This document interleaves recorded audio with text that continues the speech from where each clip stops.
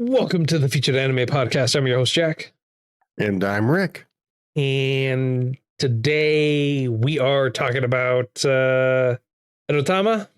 I'm glad you pronounced it like that because I couldn't do it. It's Etotama. Etotama. It's I don't know how else to try and say it. So we're just going to go with that. If you want to hear what we were talking about in the pre-show, go ahead and go to patreon.com/featured anime podcast. We were just honestly talking about a little bit about music. And yeah, if you are ready, sir, how about we dive into it? How about we get right into the meat and potatoes? Absolutely. Etotama is produced by Pona Canyon and Tablier Communications Studios and Courage Films, Shirogumi. It aired from April 2015 through June 2015. It's an action comedy ecchi fantasy. It is an original, and it is 12 episodes long. Now, every 60 years, a tournament called the ETM 12 takes place in Akihabara, where celestial girl forms of the Chinese zodiac animals compete for divine status. And for 2,000 years, nobody has managed to knock the original 12 off their thrones. Nyatan is a cat spirit who got cheated, and I'll use air quotes there, got cheated out of her spot back then, and now doesn't even fully remember why she is so obsessed with getting in. Which gets played for laughs early on, quite early, but turning into something more. To fight the existing Zodiac members and collect their seals, she needs soul, lull, and energy generated by human emotions. So she basically squats in a poor protagonist, one of the guys' apartments. Takeru Amato, and he's a regular high school student. You wouldn't know that unless you watched the 2 episodes he's really kind of in, and who stumbles across this random hole inside a house he's living in, renting in, and can afford without a job, apparently, for whatever reason. And yeah, basically all the Zodiac girls start falling all over him in a very harem-esque adjacent male lead. Blah, blah, blah. I don't have the energy to like put too much into the anime synopsis, so I do apologize. I mean, that's okay. You're putting more effort into it than the show did. I tried, guys. It's happened a goose. I tried. Goose. I tried. I tried hard. I tried monumentally. It's just as I was trying to come up with a very compelling anime synopsis for the podcast, I was having a hard time, man. This was a rough show. I'm gonna throw this out there right now. This was a rough show. First and foremost, we are introduced to Takeru, basically a human, has no other reason to be there other than the fact that he is just there to help propel the plot forward. See, that's your first mistake. You want to get a synopsis done right, got to talk to Rick, the master of reading synopsis. Nay. Rick is the master of reading cliff notes, not synopsises. You know what? In this particular instance, I really don't see a difference. There is a difference because you read the cliff notes for manga. There is no manga for you read the cliff notes that this was based on. This was based off original, although I will say this, that there is a manga tie-in serialized, but I don't know how much. I didn't go too much into that. It's like, oh yeah, that's a thing. Cool. Okay. Move on with my life. Well, let me give it an attempt. There is our main, I assume the male lead is our main character. Sure. he's got the fewest talking scenes out of any main character I've ever encountered. But for some reason, his feelings are the most pure. Well, And you know that what? matters. That matters for some weird reason.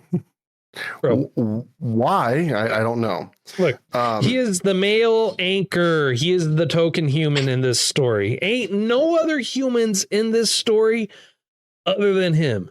This Oh no, this here's how right you are with that. Not only is there no other actual like humans you can point to, they reuse him. I'm sorry.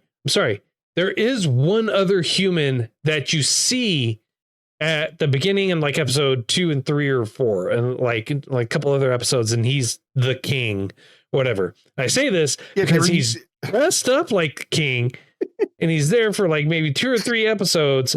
Other than that, which I thought he would have been a mainstay, a shtick throughout the whole series, he wasn't. So I don't know why they focused in or brought him in like 3 times early on and then just said, nah, we give up. Are you talking about the human king? Yeah. Or the the human king.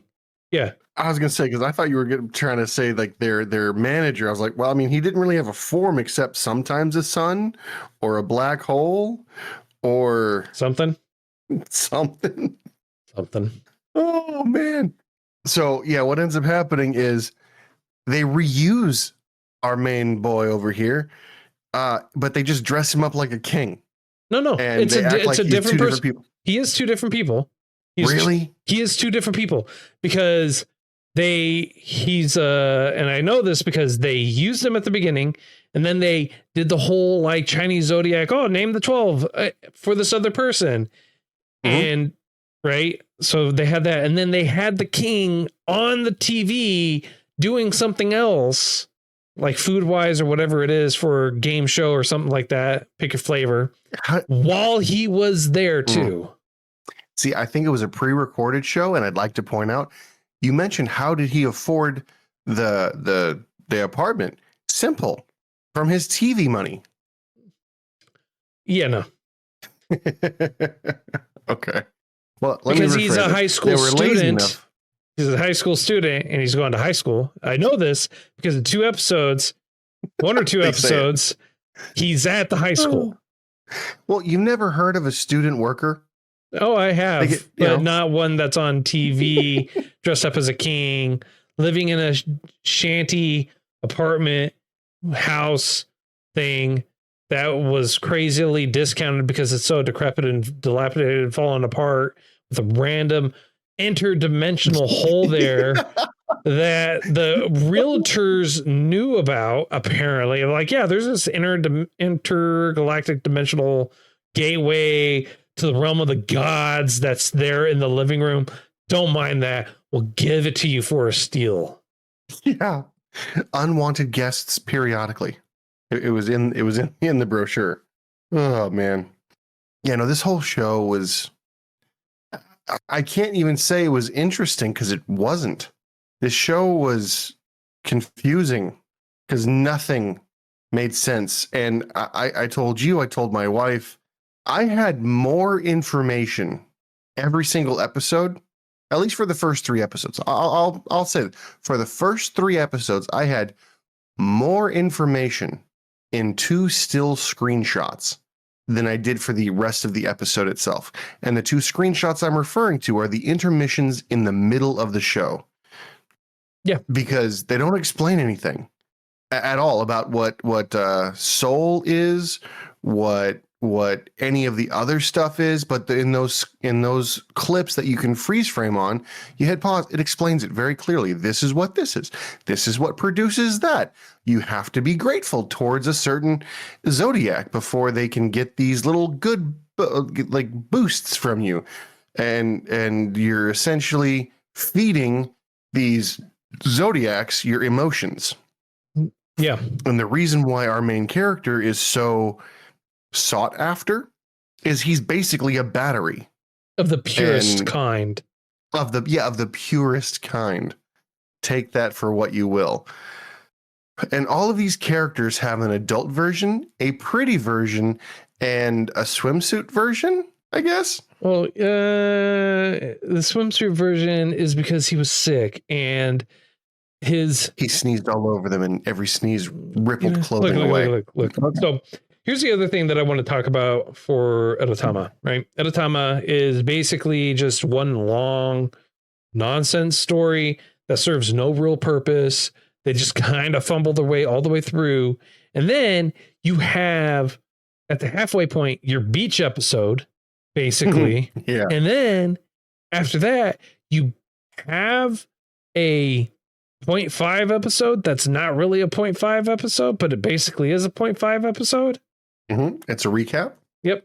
And a mentioned recap. And this show is really, really good about calling out its own BS. Well, didn't you hear that in episode 1 or 2 in our main character? Episode 1 and 2, what's that? It's like, this anime's going to get canceled. Oh, this anime this, or yeah. I mean, if you're like, I get it. I get why they were doing it. I understand why they were doing it. They were doing it because they wanted to, I feel like they were trying to cash in on the fourth wall break. Like from Deadpool and stuff like that? Yeah.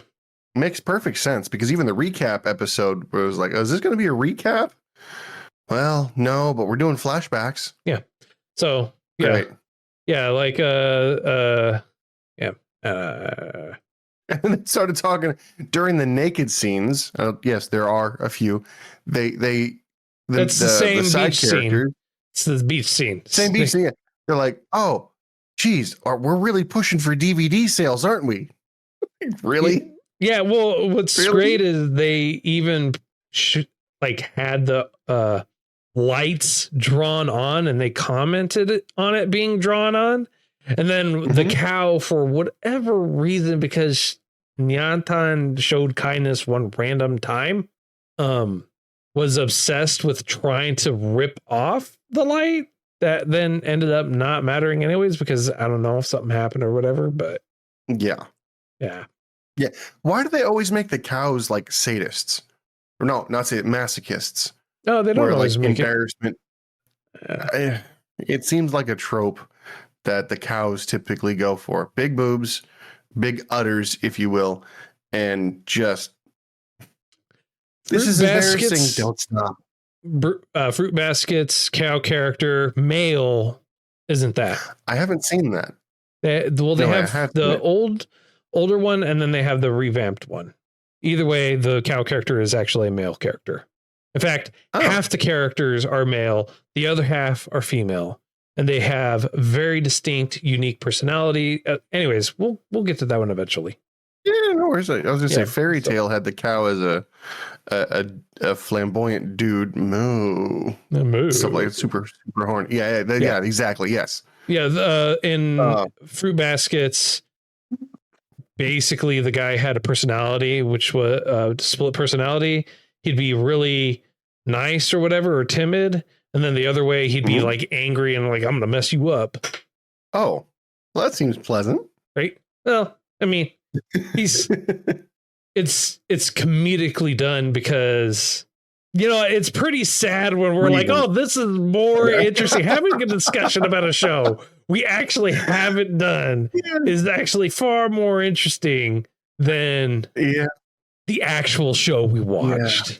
That's what it is. That's how sad that is. I mean, like, this is. Let's just do a quick run through for this show, just so that we can say we did it, shall we? So the cat Zodiac wants to be a primary Zodiac, but can't, because they have to essentially challenge the rest of the Zodiacs to get their sigils, whatever, their tokens of power, so that they can challenge the rest. And the worst one is the rat. Apparently, the strongest one is the rat somehow, and the rat is like cat, you wronged me, and the cat is like, I don't remember, and the cat's and the rabbit, and the rat is like, you should remember, and the cat goes, I really don't remember, and then they start fighting, and then, oh, my memories are returning, I remember, I didn't wrong you, I was trying to help you, and you took it the wrong way. Oh no, you're attacking me. Oh no. That's the whole show. Yeah. Well, on a scale of up to 10, sir, how would you? No, so that premise is not unusual, right? And that is actually a thing, right? So there were originally supposed to be 13 zodiacs, but the rat tricked, which is why in this show they say that, because it's, if I remember correctly, it is a real thing. It's even explained and talked about in Fruit Baskets as well. They explained it like this: the rat tricked the cat, and that's why the cat wasn't a part of it. Everyone also always, anyways, and they continue to play on that in this one, like with the rat saying, "Oh, I tricked Nyantan. That's why they're not here, because of pick your flavor, blah, blah, blah." Ultimately, ain't really what happened, but no. But it never is. It never rarely is. But also, the other thing too is they make a lot of references and a lot of jokes for this show, for this anime. So they have a reference for the rooster, why the rooster is able to float and fly beyond me, but whatever. Knock your socks off. But the belief is, or was, like, I forget the exact reason why, is the joke is like a rooster will only have a memory for 3 steps and then it forgets whatever the problem is, or forgets whatever after 3 steps. Hence the constant gag of 1, 2, 3, dung, and just floats off into ridiculousness, which is completely done because you have an entire episode where they are basically a shogi master, ranked master. They're able to remember and do everything else having to do with whatever, but but that short-term memory loss for everything else, way massive. Well, the way they explain that away is they remember the emotions, but they don't remember the details. They know they feel a certain way, but they don't remember why, so they just trust their feelings more, which is why they're a shogi master, because they trust their feelings. A real master doesn't use tactics. It uses nothing else. I didn't want you to learn this. I didn't want you to learn that. Sorry. I feel the game and it flows through me. This anime was just not good. Here's what I will say. They ripped off a lot. Yes. Nyantan's power move is essentially a Final Flash, a Gatling gun. Yeah. With paw print style. I was like, it's Dragon Ball Z, a worse edition. Yeah. So, yeah, the one thing, and I'll say that keeping it, I'm going to try and keep this as neutral as possible, right? Okay. All right. Not going to be able to keep it neutral as possible. Tell me about this dumpster fire. Right. Okay. First of all, why do we have world building? And you already talked about it, but why was the world building done in the cards that you literally have to pause for? Like, that is ridiculous. All right. I think it's completely dumb. I don't like it. Then you have not one, but two different animation styles. You have the traditional whatever, and then you have the other one, right? The pretty mode style, and then their other one. And then it also felt like that they were trying to lead it to, in the hopes of it becoming a game, because that's what it basically kind of looked like and felt like. Is like, oh, this is a game. This is a fighting game. This is going to end up being a fighting game. You have... Oh, it definitely felt like it should have been. Yeah, you have a male lead that's not a male lead.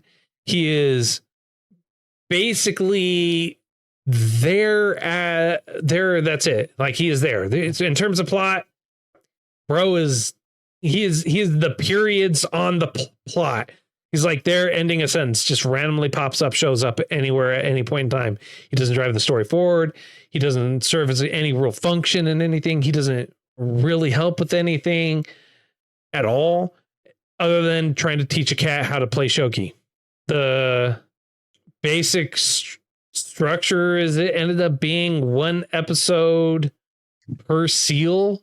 So every episode you have a battle, and every episode she ends up getting a seal for it because you have to get the seals to become a Etoshi, whatever, one of the Zodiacs.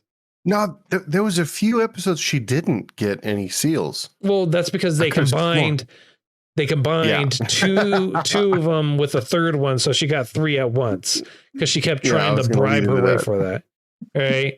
So basically, the structure was like one every episode was a seal, and you had a couple episodes where she didn't, but they combined that into one anyways. So it levels out anyways. Mm-hmm. I was really trying fairly hardly to try to allude to the fact that there might be a few episodes where it's plot heavy and not shenanigans heavy, and you just couldn't let it be. You're just like, no, this show is not like that at all. It's not fantastic. It's not great. It's not really anything. No one should watch it. Yeah. No. And don't you dare mislead them. Well, you know what? I mean, like they had back in 2018 teasers saying that they confirmed that there was a new series coming in relation to it because of that. What was it? Choose your ending style that they went with. It feels like it. Yeah. Yeah. We got to have at least one of these 3 things happen. What's stopping us from doing all 3? Right. The writing, not a problem. Okay. Man, then, I feel like all we're really doing for the last 20 minutes is shitting on this. Because it's true. We are. I do appreciate the fourth wall humor. I do appreciate that it is very aware that it is an anime, that it calls itself out on its own BS. However, if it realizes its own BS, why didn't it fix it or do something to try and improve it? Anything resembling a story for this, though, really didn't come about until towards the end. And then it started like, okay, well, we've had basically 10 episodes of pure nonsense leading to or alluding to something that would be a story, but basically there's no real story. It's like, oh, this person likes this character. Oh, this person does whatever. You could go right there at like episode 9. It's like, all right, cool. I know exactly what happened all the previous episodes. She got some of the other seals and now someone's mad at her. Why is she mad at her? I don't know. Do you know why she's mad at her? I don't know. Does it matter at this point? I'll just watch the last episode. You figure it out. So here's what I think happened. Here's what I really think happened. They storyboarded this and they're like, oh, okay. Every episode is going to be moving towards this. And every episode did move towards the finale of the show. Well, yeah. Every episode you had to fight to get one of the things. Gee, yeah. The biggest character that's angry, you're gonna have to fight them. How is this gonna end? Yeah. I get what you're saying, but here's why I bring it up. It feels like every episode was doing something to work its way towards the climax of the show. Obviously, yes, I understand that. But I don't think they had a proper storyline until episode 8. They were just like, we have to do it. Why? To move the story along. All right, cool. What's the story? That's a problem for tomorrow's producer, not today's producer. Right. And then they did a half-assed or half-assed. They did a garbage pull for a villain that they don't really explain other than other people fighting and losing, and they're like, oh, well, they're doing this because of this, and then they throw in the whole, you know why? No, I don't. Do you not have your memories? Oh, that's what we have to do next. Okay.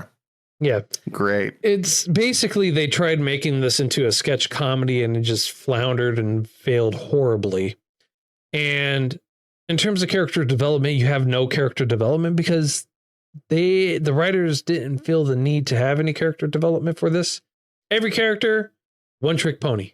It's like how they were in episode 1, they were at the very end. The only one that showed any kind of change a little bit was Nyatan, which at the end you kind of expected that to happen anyways, considering the fact that the only difference is that they remember. Congratulations. Yeah, they had a moment, right, where they tried making it impactful, meaningful, tried having an emotionally heavy moment, but because of the lack of character depth, lack of character development, lack of story, lack of any pure direction, and the fact that they were literally unsuccessfully, mind you, spreading it out across 15 characters that are basically the only people you ever see in the show. It's done horribly. I think you're right. It was they did turn it into a sketch show, but they only realized that halfway through. Yes. More than halfway through. Yes. They were really going for, in my opinion, they were going for the drama aspect. They were going for the heart-wrenchings. What do you mean Fido's not doing? Oh, no. Oh, no. Oh, you know, and it would have been funny if they stayed with it, but it was a whole genre shift that they didn't reverse correct.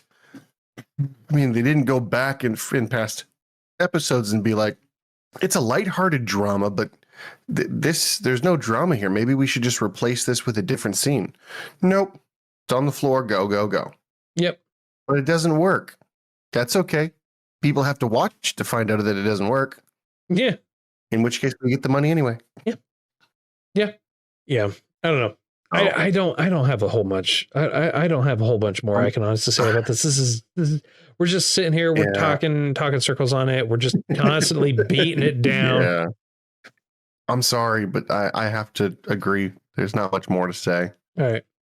So on a scale of, if you can. Yeah. Oh, good. No, I was going to say, so on a scale of up to 10, sir, how would you rate this? I'm going to answer that with a different question, and I'd like your opinion because it matters. My answer is 1. That's my answer. I wouldn't watch this again. I wouldn't recommend it to anyone. I would burn it to the ground. I would lump this in there with probably close to Glasslip. That was my question. Why did we rate Glasslip so poorly? Because it had poor story. It had no real direction. You had no cohesive plot. You just had a bunch of random crap thrown together. And then at one point you had the sister for one of the characters run out to the guy that was bicycling and say, you stay beautiful, you stay handsome, you stay my eye candy. All right. What was the purpose of that? And what the heck is the other girl making the whole dang time? I understand Glasslip in terms of glass lip or blowing glass, but what the heck was she blowing? I'll tell you this right now, man. Okay, fair enough. All right. It begins with an A, ends with an L, got a couple letters in the middle, and throw some beads in there with it. I feel like that's what she was making half the time. All right. Who knows? Fair enough. Plugs fair or enough. Otherwise. So here's why I ask that. Here's why I ask that. I find this difficult to rate this better than Glasslip because I feel I rated it. I just rated it the exact same score that I gave Glasslip. I don't have that. Yes, you did. But I was going to say, here's my issue. I don't think I've ever said this. I don't think I ever would ever say this seriously.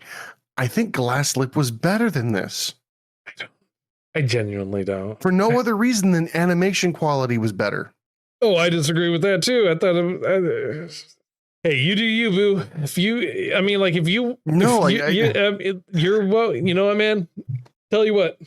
Patreon exclusive. Patron exclusive re-ranking Glasslip Rick edition. Knock your socks off, bro. I watched it. I'm not saying we need to re-rank it. Absolutely not. I watched it. I watched it in its entirety with Goose in the Patron channel. And all he and I did the entire time was just talk trash about. Yeah, I was there for some of it. Yeah, the whole time, man. Yeah. I don't see this as being any. This is worse in my mind. This is just because as you bad. Can't even make fun of this. Oh yeah, you can. Like we have been making fun of it and talking trash about it the whole time.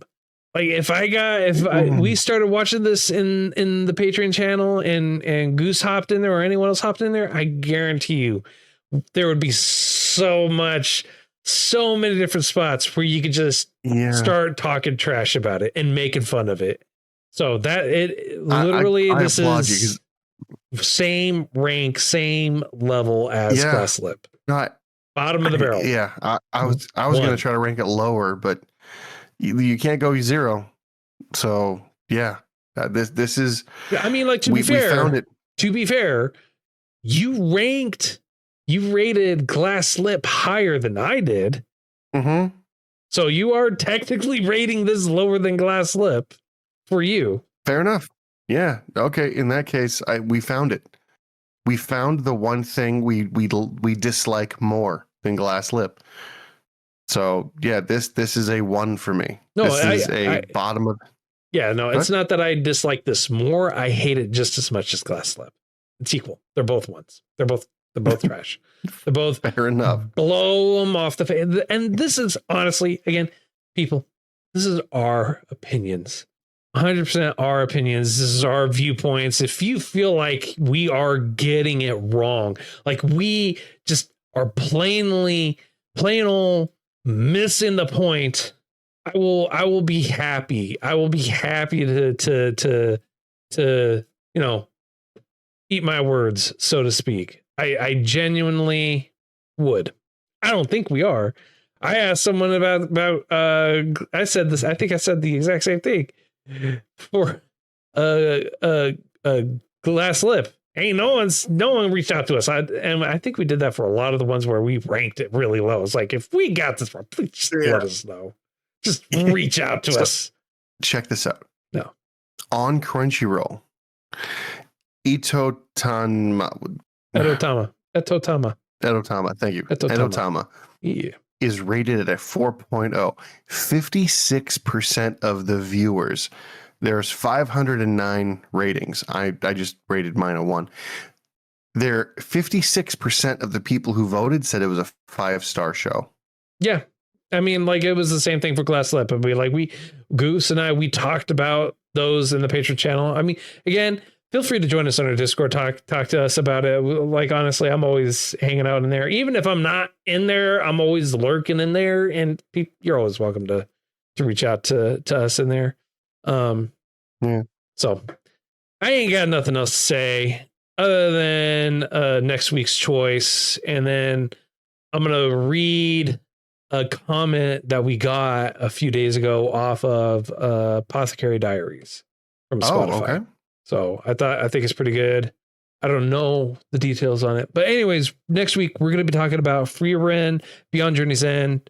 I've seen it before, watching it again. I am thoroughly enjoying watching it again, but that's going to be next week's choice. Got anything else, sir, for us? Yes, no, maybe so. I'm happy that this show is over and behind us, and I look forward to a better one next week. Yep. All right. So we got a comment on for Apothecary Diaries a few days ago. This is what their comment was. The current emperor is trying to change things. So before I continue on, you remember Apothecary Diaries season 2, right? Yes. Okay. So the comment is the current emperor is trying to change things, but since it is a big empire, things have to be changed slowly or dinging loopholes. Just how they let Mamao do the new Emperor Maze, even though the only one allowed would be said Emperor Robe and the Empress to be. They allowed that because they knew she could solve the riddle, which was just the women or men being colorblind. They said the women being colorblind, but I'm adding in there men because that was also part of it. It's like the men or women. If the man can't go through it, if he didn't go through it, he would have someone, the Empress, come through with him, and they would be the one that goes through it.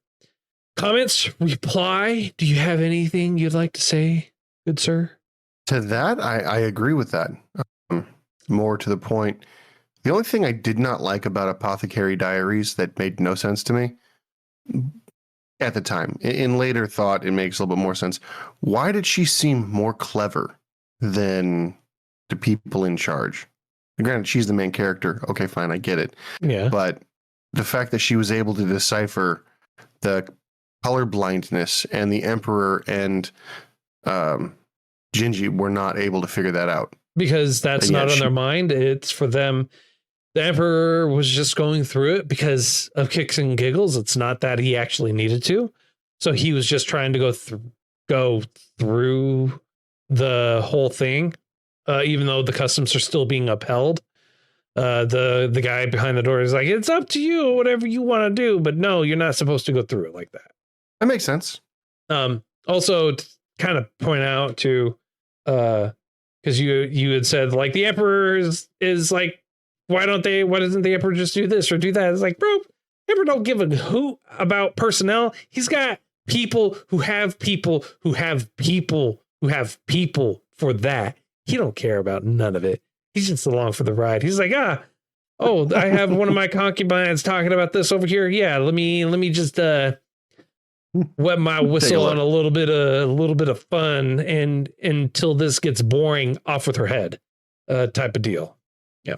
Anyways, I mean, again, I haven't read the manga. I don't know if they read the manga. If they have, I would love, hey, feel free to reach out, message us, email us, info@featuredanimepodcast.com. Let me know, man. Seriously. Details. Join us on Discord. Details. I would love to hear more.